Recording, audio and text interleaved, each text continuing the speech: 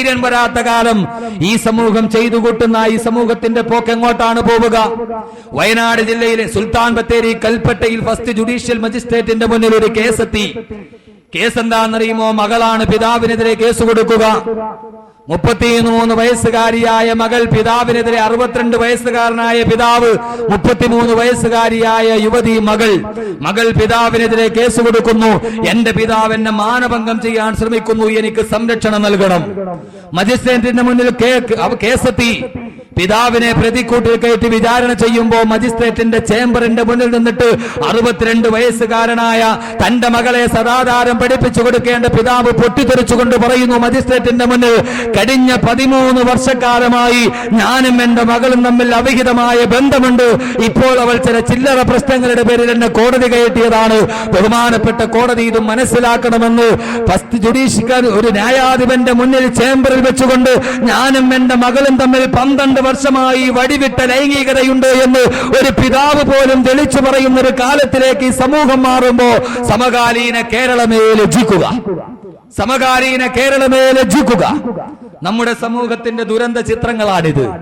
എന്റെ പ്രിയപ്പെട്ട സഹോദരങ്ങളെ, ഈ യുവത ചെയ്തു കൂട്ടുന്ന മദ്യത്തിന്റെയും മയക്കുമരുന്നിന്റെയും അടിമകളായി യുവത ചെയ്തു കൂട്ടുന്ന എന്തിനേറെ യുവതികളും യുവാക്കളും അടങ്ങുന്ന സമൂഹം കുറെ കാലങ്ങൾക്ക് മുമ്പ് ക്യാമ്പസുകളെ പ്രണയത്തിന്റെ പൂവിട്ട് മുട്ടിട്ട് കൊണ്ടുവന്ന് ക്യാമ്പസിലെ പ്രണയം മുട്ടിട്ട് ആ കാമുകന്റെ കൂടെ ജീവിക്കാൻ വേണ്ടി തീരുമാനിക്കുമ്പോ അവൻ അന്യസമുദായക്കാരനും കീഴ്ജാതിക്കാരനും ആയതിന്റെ പേരിൽ സ്വന്തത്തിന്റെ പിതാക്കന്മാര് വിവാഹം നടത്താൻ ധൈര്യപ്പെടാത്തപ്പോ മറ്റൊരാളുമായി വിവാഹം കഴിച്ച് സ്വന്തം കാമുകന്റെ കൂടെ ജീവിക്കാനുള്ള ആഗ്രഹത്താൽ സ്വന്തം കഴുത്തിൽ മിന്നുകെട്ടിയ ഭർത്താവിന് മൂന്നാറിലേക്ക് വിനോദയാത്രയുടെ പേരും പറഞ്ഞുകൊണ്ട് വിളിച്ചുകൂട്ടിയിട്ട് വാടക കൊലയാളിയെ സ്വന്തം കാമുകന്റെ കയ്യിൽ സ്വന്തം ഭർത്താവിന്റെ തോളിൽ കൈയിട്ടുകൊണ്ടിരിക്കുമ്പോഴും സ്വന്തം മൊബൈൽ ഫോണിലൂടെ സ്വന്തം ഭർത്താവിനെ കൊല്ലാനുള്ള ഇടം കാട്ടിക്കൊടുക്കുന്ന അവസ്ഥയിലേക്ക് ഒരു പെണ്ണതപ്പതിക്കുമ്പോ വിനോദയാത്രയുടെ പേരും പറഞ്ഞ് ഭാര്യയുടെ തൊട്ടടുത്ത് കല്യാണം കഴിഞ്ഞിട്ട് ഉടനെ ഭാര്യയുടെ കൂടെ ഹണിമൂൺ ആഘോഷിക്കാൻ വേണ്ടി വരുന്ന പ്രിയപ്പെട്ട ഭർത്താവിനെ രഹസ്യ കാമുകന്റെ സഹായത്തോടെ കഴുത്തിൽ കയറിട്ട് കൊലപ്പെടുത്തുന്ന യുവതികളുടെ കാലം വരുമ്പോ ഈ ലോകം വരുന്ന ഏറ്റവും വലിയ വിപത്തിലേക്കാണ് ഇത് ചൂണ്ടിക്കൊണ്ടുപോവുക. എന്റെ പ്രിയപ്പെട്ട സഹോദരങ്ങളെ, കൂടുതൽ ഞാൻ പറയുന്നില്ല. നമുക്കറിയാം നമ്മുടെ നാടുകളിൽ സംഭവിക്കുന്നത് എന്താണ്. നമുക്കറിയാം നമ്മുടെ നാടുകളിൽ സംഭവിക്കുന്നത് എന്തിനാണെന്ന്. ഒരു നേരം മദ്യപിക്കാനുള്ള കാശിന് വേണ്ടി പാവപ്പെട്ട ടാക്സി ഡ്രൈവറെ പിടിച്ചുകൊണ്ടുപോയി കൊലപ്പെടുത്തി കൊക്കയിൽ തള്ളുന്ന യുവാക്കളുടെ കാലം. അതിലുമുണ്ടാകും മുസ്ലിം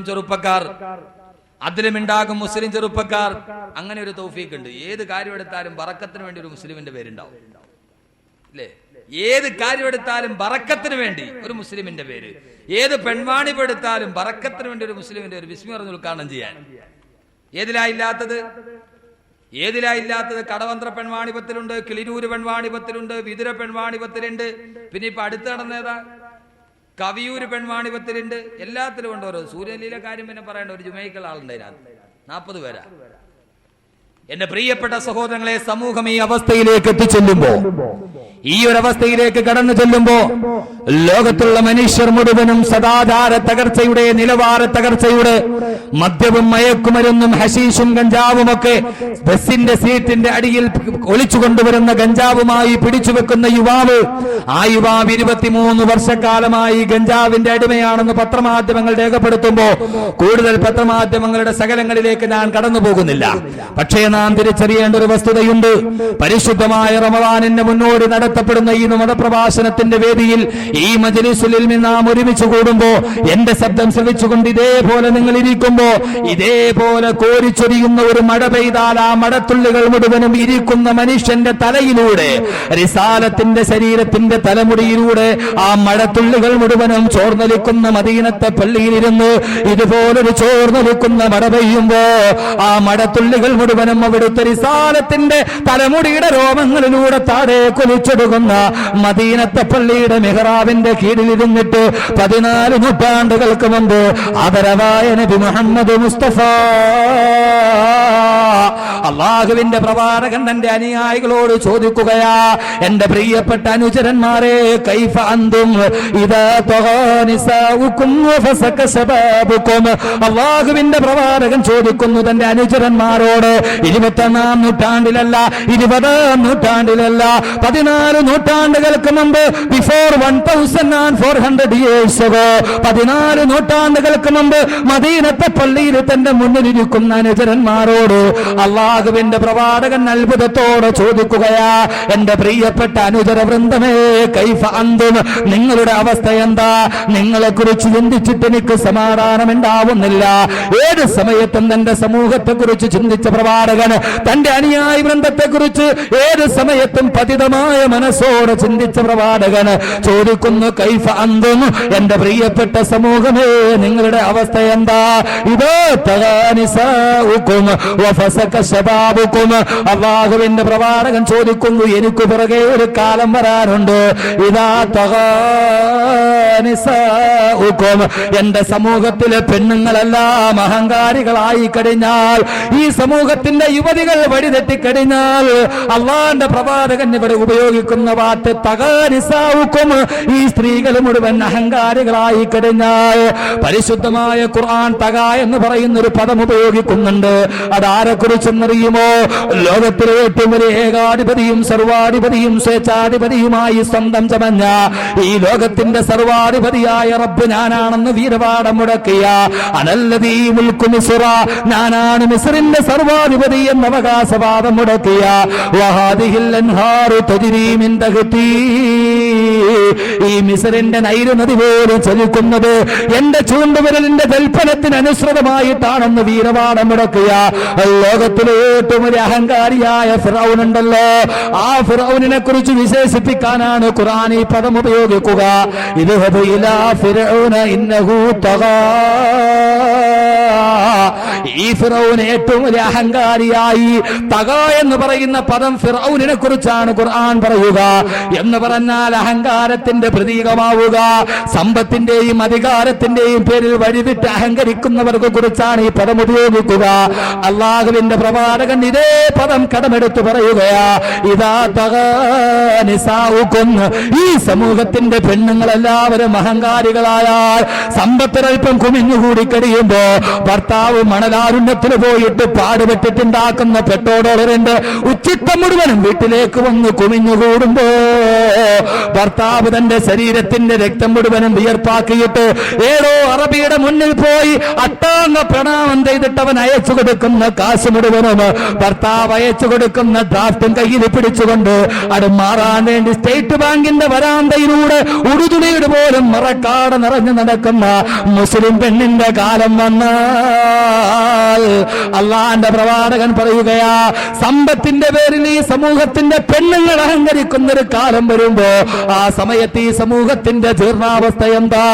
ലോകത്തിൽ കേരളത്തിൽ ഏറ്റവും കൂടുതൽ മുസ്ലിം സ്ഥാപനങ്ങളുള്ള, വിദ്യാഭ്യാസ സ്ഥാപനങ്ങളുള്ള, ഏറ്റവും കൂടുതൽ വിദ്യാഭ്യാസത്തിൽ മുൻപന്തിയിൽ നിൽക്കുന്ന മംഗലാപുരമുണ്ട്. ധാരാളം ഇസ്ലാമിക സ്ഥാപനങ്ങളുള്ള, ഇസ്ലാമിക പരിതസ്ഥിതിയുള്ള വിദ്യാഭ്യാസ സ്ഥാപനങ്ങളുള്ള സ്ഥലമാ. കേരളത്തിലെ ഏറ്റവും കൂടുതൽ സർക്കുലേഷനുള്ള വനിതാ പ്രസിദ്ധീകരണത്തിന്റെ വാർത്തയാരാണ് ഈ പറയുക. അത്രത്തോളം മുസ്ലിമീങ്ങൾ തിങ്ങി താമസിക്കുന്ന, ഇസ്ലാമിക ഷിആറോടെ ചിഹ്നങ്ങളോടെ ജീവിക്കുന്ന മംഗലാപുരത്ത് അവിടുത്തെ വൈകുന്നേരം എങ്ങാനും അവിടുത്തെ ക്യാമ്പസുകളെന്ന് വിട്ടുകഴിയുമ്പോ മംഗലാപുരത്തിന്റെ ദേശീയ പാതയിലൂടെ രണ്ട് പുരുഷന്മാരുടെ നടുവിൽ ബോയ് ഫ്രണ്ട് എന്ന ഓമന പേരും പറഞ്ഞ് ആ രണ്ട് പുരുഷന്മാരുടെ ഇരു ചുമലുകളിലൂടെ തന്റെ രണ്ട് കരങ്ങളും ചേർത്ത് വെച്ച് ഉടുത്തിരിക്കുന്ന ടീഷർട്ടിന്റെ മുകളിൽ ഈ വസ്ത്രത്തിന്റെ അടിയിൽ ഞാൻ പരിപൂർണ നഗ്നയാണ് എന്ന് പരസ്യമായിട്ട് എഴുതിക്കൊണ്ട് നടക്കുന്ന ഉത്തമ സമുദായത്തിന്റെ സ്ത്രീകളുടെ കാലം വന്നാൽ അള്ളാന്റെ പ്രവാചകൻ പറയുന്നതിന്റെ 21-ാം നൂറ്റാണ്ടിലെ വിവക്ഷയിതാ. ഉടുത്തിരിക്കുന്ന ടീഷർട്ടിന്റെ മുന്നിൽ ആ ടീഷർട്ടോ അകത്ത് നിന്നാൽ പുറം കാണാം, പുറത്തു നിന്നാൽ അകം കാണാം. ആ ടീഷർട്ടിന്റെ മുന്നിൽ പരസ്യമായിട്ട് ഈ വസ്ത്രത്തിന്റെ അടിയിൽ ഞാൻ പരിപൂർണ നഗ്നയാണ് എന്ന് പരസ്യമായിട്ട് എഴുതിക്കൊണ്ട് നടക്കുന്ന ഉത്തമ സമുദായത്തിന്റെ കന്യകമാരുടെ കാലം വന്നാൽ കോൺക്രീറ്റ് സൗധങ്ങളിൽ നിന്ന് രാജകീയ നൗകയിലേറി 5 നക്ഷത്ര ഹോട്ടലുകളിൽ സുഖം തേടി അലയുന്ന കടൽ കടന്നെത്തുന്ന വിദേശ സംസ്കാരത്തെ കെട്ടിപ്പിടിക്കാനും വാരിപ്പുണരാനും അള്ളാന്റെ പ്രവാചകൻ നബി മുഹമ്മദ് മുസ്തഫ 14 നൂറ്റാണ്ട് മുമ്പ് പറഞ്ഞു പോയൊരു സമൂഹം എന്നെ ശ്രമിക്കുന്നെന്റെ വേളാവൂരിലെ പെങ്ങന്മാരോട് ആ ഒരു സമൂഹം നിങ്ങളാണോ എന്ന് മനസ്സിരുത്തി ചിന്തിക്ക്. അള്ളാന്റെ പ്രവാചകൻ പറഞ്ഞു, ഒരൽപ്പം സമ്പത്ത് വന്നങ്ങ് ഇങ്ങനെ കുമിഞ്ഞുകൂടി കഴിയുമ്പോ ഇത്രയും നാള് ചെറ്റക്കുടിൽ കിടന്നുറങ്ങിയിട്ട് പാതിരാത്തിൽ ഇതേപോലെ കോരിച്ചൊരിയുന്ന മഴയത്ത് കിടന്നുറങ്ങാൻ പോലും കഴിയാതെ ചിരട്ട കൊണ്ട് തറയിൽ നിന്ന് വെള്ളം എത്തിക്കളഞ്ഞിട്ട് തടപ്പായിൽ കിടന്നുറങ്ങിയ സമൂഹം, ദാരിദ്ര്യത്തിന്റെ നെരിപ്പോട് കണ്ട സമൂഹം, ഏതോ ഒരു മനുഷ്യൻ ഗൾഫിൽ പോയിട്ട് അല്പം പൈസ വന്നു കഴിഞ്ഞാൽ അതിന്റെ പേരിൽ ലോകത്തെ ഏറ്റവും കൂടുതൽ അഹങ്കരിക്കുന്ന ആളുകളായി മാറുന്ന മുസ്ലിം പെങ്ങളെ കുറിച്ച് പ്രവാചകൻ പറയുകയാ, ഇതാ തഗാനിസാഉകും, ഈ സമൂഹത്തിന്റെ പെണ്ണുങ്ങൾ അതിർവരമ്പങ്ങൾ ലംഘിച്ചു കഴിഞ്ഞാൽ വീണ്ടും പ്രവാചകൻ പറയുന്നു, വഫസക ശബാബുക്കും, ഈ സമൂഹത്തിന്റെ യുവാക്കൾ പാപത്തിന്റെ അടിമകളായി കഴിഞ്ഞാൽ, ഈ സമൂഹത്തിന്റെ യുവാക്കൾ പാപങ്ങളുടെ അടിമകളായി കഴിഞ്ഞാൽ കൂണുപോലെ മുളച്ചു പൊന്തുന്ന ഇന്റർനെറ്റ് കഫേകളുടെയും സൈബർ കഫേകളുടെയും മുന്നിൽ പോയിട്ട് അവിടെ പോയി ഇന്റർനെറ്റ് കഫേകൾ നിയോൺ ബൾബുകളുടെ അരണ്ട വെളിച്ചത്തിൽ പോയിരുന്നിട്ട് പാതിരാത്രി മുഴുവനും പകലാക്കി മാറ്റുന്ന മുസ്ലിം ചെറുപ്പക്കാരാ, അള്ളാഹുവിന്റെ പള്ളിയുടെ മിനാരത്തിൽ നിന്ന് ബാങ്ക് വിളിക്കുമ്പോ പള്ളിയിലേക്ക് വന്നിട്ട് അള്ളാഹുവിന്റെ മുന്നിൽ സുജൂദ് ചെയ്തിട്ട് അത്തഹിയാത്തു മുബാറകാത്തു സലവാത്തു തയ്യിബാത്തു ലില്ലാഹ് അസ്സലാമു അലൈക അയ്യുഹൻ നബിയ്യു വറഹ്മത്തുള്ളാഹി വബറകാതുഹു അസ്സലാമു അലൈനാ വഅലാ ഇബാദില്ലാഹി സ്വാലിഹീൻ. അത്തഹിയാത്ത് ചൊല്ലുമ്പോ അശ്ഹദു അല്ലാ ഇലാഹ ഇല്ലല്ലാഹ്, സർവാധിനാഥനായ റബ്ബിന്റെ സർവാധിപത്യം അംഗീകരിക്കാൻ വേണ്ടി അശ്ഹദു അല്ലാ ഇലാഹ എന്ന് പറയുമ്പോൾ അതിന്റെ ചിഹ്നമായി റബ്ബിന്റെ മുന്നിൽ സാക്ഷ്യം നിൽക്കേണ്ടതിന്റെ ചൂണ്ടുവിരല്, ഈ ചൂണ്ടുവിരൽ അല്ലാഹുവിന്റെ യജമാനന്റെ മുന്നിൽ നിന്റെ സാക്ഷ്യപത്രമായി ഉയർത്തി കാണിക്കേണ്ട ചൂണ്ടുവിരല്, അത്തഹിയാത്തിൽ നിന്ന് അല്ലാഹുവിന്റെ മുന്നിൽ അനുസരണയോടെ ഉയർത്തേണ്ട ചൂണ്ടുവിരല്, ഓ ചൂണ്ടുവിരലുമായിട്ട് ഇന്റർനെറ്റ് കഫേകളുടെ .കോമുകളുടെ ബട്ടണുകളിൽ വിരളമർത്തിയിട്ട് ലോകത്തുള്ള 140 രാഷ്ട്രങ്ങളിൽ ഏതൊക്കെ പെണ്ണ് തുണി ഉരിഞ്ഞാടിയാലും അത് മുഴുവനും ചൂടൻ വെബ്സൈറ്റുകളിലൂടെ കണ്ടുകൊണ്ട് രസിച്ചു മതിച്ച് നടക്കുന്ന മുസ്ലിം ചെറുപ്പക്കാരാ, ഓണത്തിന്റെ സീസണായി കഴിയുമ്പോ മദ്യമാരോ ഹലാലാക്കിയതുപോലെ ബിവറേജസ് കോർപ്പറേഷന്റെ മുന്നിൽ പോയി തള്ളുകൂടിയിട്ട് ഒരു കുപ്പി മദ്യത്തിനു വേണ്ടി തിക്കും തിരക്കും കൂടി സ്വന്തം സമുദായത്തിൽപ്പെട്ട സഹോദരന്റെ പള്ളയിലേക്ക് കത്തിക്കുരുകി കയറ്റിയിട്ട് ചൊരുക്കുന്ന കല്ലും മയക്കും കറുമ്പും അടിഞ്ഞാട്ടമാടി തെറിക്കുന്ന പെണ്ണും ചലച്ചിത്ര നീല പടർപ്പിൻ കൊടുപ്പും ചിദാനന്ദവെത്തിക്കും മറ്റെന്ത് വേണം എന്ന മുദ്രാവാക്യവുമായി ബാർ ഹോട്ടലുകളുടെ മുകളിലൂടെ അലഞ്ഞു തിരിഞ്ഞു നടക്കുന്ന എന്റെ പ്രിയപ്പെട്ട മുസ്ലിം ചെറുപ്പക്കാരാ, 14 നൂറ്റാണ്ട് മുമ്പ് എന്റെയും നിങ്ങളുടെയും മുത്തായ ഹബീബ് നെഞ്ചത്ത് കൈവച്ച് പറയുകയാ, പടച്ച റബ്ബേ എന്റെ സമുദായം ഇതേപോലെ ദുഷിച്ചു പോകുന്നൊരവസ്ഥ വന്നാൽ ഓരോ മഹല്ലുകളിലും ഈ ചെറുപ്പക്കാരുടെ വലിയ വിപത്തിന്റെ പാത പിന്തുടർന്നു കഴിഞ്ഞാൽ ആ സമയത്ത് ഈ സമൂഹത്തിന്റെ ദുരവസ്ഥ എന്താന്നോർത്തിട്ട് എന്റെ കൽബ് പിടയുകയാണെന്ന് റൂഹി ഫിദാ നബി മുഹമ്മദ് മുസ്തഫ. അല്ലാഹുവിന്റെ പ്രവാചകൻ വരാനിരിക്കുന്ന ഒരു കാലഘട്ടത്തെ തന്റെ ക്രാന്തദാർശികതയുടെ അകക്കണ്ണുകൊണ്ട്, ആറാം ഇന്ദ്രിയത്തിന്റെ അകക്കണ്ടുകൊണ്ട് കാണുമ്പോ മുമ്പിൽ നിൽക്കുന്ന സഹാബാക്കൾ വിളിച്ചു ചോദിക്കുന്നു, നബിയേ, അല്ലാഹുവിന്റെ പ്രവാചകന്റെ ഈ വാക്ക് കേട്ടുകൊണ്ട് യുവാക്കളായ സഹാബാക്കൾ ഇരിക്കുകയാ. ആരാ യുവാക്കളുടെ പ്രതീകമെന്നറിയുമോ? അലി ഇബ്നു അബീ ത്വാലിബ് റളിയല്ലാഹു തആല അൻഹുവിനെ പോലെയുള്ള വീരന്മാരായ സഹാബാക്കളാണ്. അലിയുൽ മുർത്തള റളിയല്ലാഹു തആല അൻഹുവിനെ പോലെ യുവാക്കളാ. അലിയുൽ മുർത്തള ചോദിക്കുന്നു, നബിയേ, അകായിനുൻ ദാലിക യാ റസൂലല്ലാഹ്, അകായിനുൻ ദാലിക യാ റസൂലല്ലാഹ്. അല്ലാഹുവിന്റെ നബിയേ, ഇതുപോലൊരു സമൂഹം ഈ ലോകത്ത് വരുമോ നബിയേ? അത്ഭുതത്തോടെ ചോദിച്ചു പോയി സയ്യിദുനാ അലിയുൽ മുർത്തള. അലി റളിയല്ലാഹു തആല വിശ്വസിക്കാൻ കഴിഞ്ഞില്ല. എങ്ങനെയാ വിശ്വസിക്കാൻ കഴിയുക? നബിയേ, അകായിനുൻ ദാലിക യാ റസൂലല്ലാഹ്, അങ്ങനെ ഒരു സമൂഹം വരുമോ നബിയേ? ഇത്രയ്ക്ക് ഗതികെട്ടൊരു സമൂഹം. കാരണം അലിയുൽ മുർത്തള ഈ നൂറ്റാണ്ട് കണ്ടില്ല. അലിയുൽ മുർത്തള 21ാം നൂറ്റാണ്ടിന്റെ ഈ ജീർണതയുടെ സമൂഹത്തെ കണ്ടില്ല. പക്ഷേ അള്ളാഹുവിന്റെ പ്രവാചകൻ അങ്ങനെയല്ല. അലിയുൽ മുർത്തളാക്ക് പഞ്ചേന്ദ്രിയം, അള്ളാന്റെ പ്രവാചകൻ 6ാം ഇന്ദ്രിയം, ദ സിക്സ്ത് സെൻസ്, 6ാമതൊരു ഇന്ദ്രിയം. അതിന്റെ അകക്കണ്ണുകളിലൂടെ ഈ അഭൗതിക ലോകത്തിന്റെ, അനന്യ സാധാരണ ലോകത്തിന്റെ അതീവ രഹസ്യങ്ങൾ പോലും അകക്കണ്ണുകൊണ്ട് തിരിച്ചറിഞ്ഞ പ്രവാചകൻ പറഞ്ഞു, വരാനിരിക്കുന്നൊരു കാലം പെണ്ണുങ്ങൾ മുഴുവൻ അഹങ്കാരികളാകുന്ന കാലം.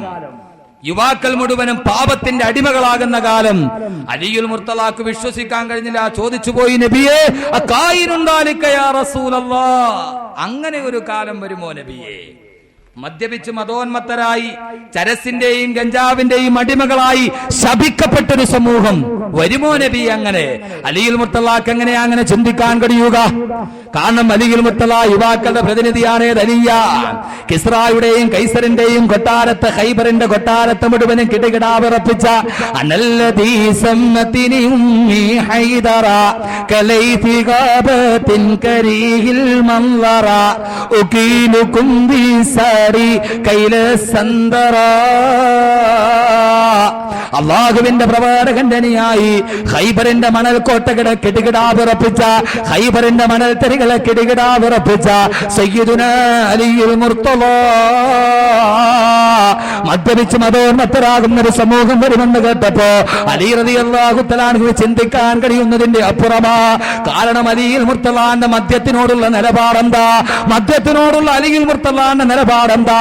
ഒരു പട്ടി ഒരു നാട്ടിലൂടെ ഒരു വഴിയിലൂടെ നടന്നു പോകുമ്പോ ഒരു കല്ല് കുടിച്ചിട്ട് ഒരു മനുഷ്യൻ വലിച്ചെറിഞ്ഞ കുപ്പി എങ്ങാനും മണ്ണിലോട്ട് ചെരിഞ്ഞു വീണിട്ട് ആ കുപ്പിയിലുണ്ടായിരുന്ന മദ്യത്തിന്റെ അവശിഷ്ടം ഭൂമിയിലേക്ക് വീണ് നടന്നു പോകുന്ന ഒരു പട്ടി അവശിഷ്ടം വീണ് ആ ഭാഗത്ത് നക്കി കുടിച്ചിട്ട് ആ മദ്യത്തിന്റെ ഒരു അവശിഷ്ടം എങ്ങാനും പട്ടിയുടെ വയറ്റിലേക്ക് ചെന്നത്, ആ പട്ടി എങ്ങാനും മദ്യത്തിന്റെ അവശിഷ്ടം നക്കി കുടിച്ച പട്ടി ഒരു ഭാഗത്ത് മൂത്രമൊടിച്ചിട്ട് ആ മൂത്രമൊടിച്ച സ്ഥലത്തെങ്ങാനും ഒരു പള്ളി പണിതാൽ ആ പള്ളിയിൽ കയറി നമസ്കരിക്കാൻ പോലും ഞാൻ ഇഷ്ടപ്പെടുന്നില്ല എന്ന് മദ്യത്തിനോട് രാജിയില്ലാത്ത സന്ധിയില്ലാത്ത രാജി പ്രഖ്യാപിച്ച സയ്യിദുനാ അലിയുൽ മുർത്തല മദ്യപിച്ചു മോന്തി ഒരു പട്ടി എങ്ങാനും മൂത്രമടിച്ചാലോ ആ മൂത്രമടിച്ച ഭാഗത്തൊരു പള്ളി ഉണ്ടാക്കിയാൽ ആ പള്ളിയിലെ നമസ്കാരം പോലും അനുവദനീയമല്ലെന്ന് പറഞ്ഞ ബഹുമാനപ്പെട്ട സയ്യിദുനാ അലിയുൽ മുർത്തല റളിയല്ലാഹു തആല അൻഹുവിനെ പോലെയുള്ള സഹാബാക്കൾ ഉണ്ടല്ലോ. ഖാതീലുൽ കുഫാരീന ളാരിബുൻ കൻകതറൻ കതറാ അലി ഹൈദർ റസൂലുള്ളാഹി അൻഹു റളിയല്ലാഹ്. അലി റളിയല്ലാഹു തആല അൻഹു ചോദിച്ചു പോയി, നബിയേ അകായിനുൻ ദാലിക യാ റസൂലല്ലാഹ്, അങ്ങനെ ഒരു കാലം വരുമോ നബിയേ? അല്ലാഹുവിന്റെ പ്രവാചകന്റെ മറുപടി, ചോദ്യകർത്താവിന്റെ മറുപടി ചോദ്യമൊന്ന്, അതിനേക്കാൾ ഫിറ്റായ മറുപടി പ്രവാചകന്റെ. അലിയെ ഭയക്കണ്ട, അത്ഭുതപ്പെടേണ്ട, ഫസയകൂനു അസദ്ദു മിൻഹു, ഇതിനേക്കാൾ അതിര് കടന്ന കാലമാ വരാനിരിക്കുന്നതെന്ന് വിശ്വഗുരുവേ വിശ്വാദ